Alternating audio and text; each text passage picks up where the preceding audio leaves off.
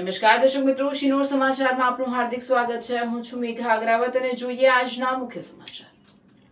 શિનોર નગરમાં મુસ્લિમો દ્વારા મોહરમ પર્વની ભારે ઉત્સાહ સાથે ઉજવણી કરવામાં આવી। બંને સવારી સાથે તાજિયાના જુલુસ નીકળ્યા, માનવ મહેરામણ ઉમટી પડ્યું હતું। યુવાનો દ્વારા ટિપ્પણી રમી ત્યારબાદ તાજિયાનું નર્મદા નદીમાં વિસર્જન કરવામાં આવ્યું હતું।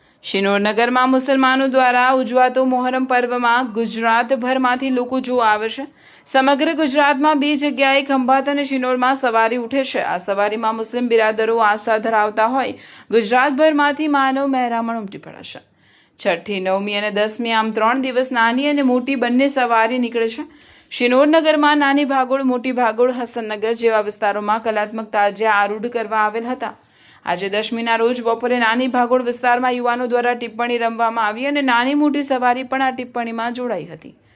નાની મોટી સવારી નીકળતા તેના દીદાર અને માનતા કરવા માટે હજારો લોકો ઉમટી પડ્યા હતા। મુસ્લિમ બિરાદરો દ્વારા સલેલ બાંધીને દૂધ, કોલ્ડ ડ્રિંક, શરબત અને ફ્રૂટ સલાડનું સતત નિઃશુલ્ક વેચાણ કરવામાં આવ્યું હતું।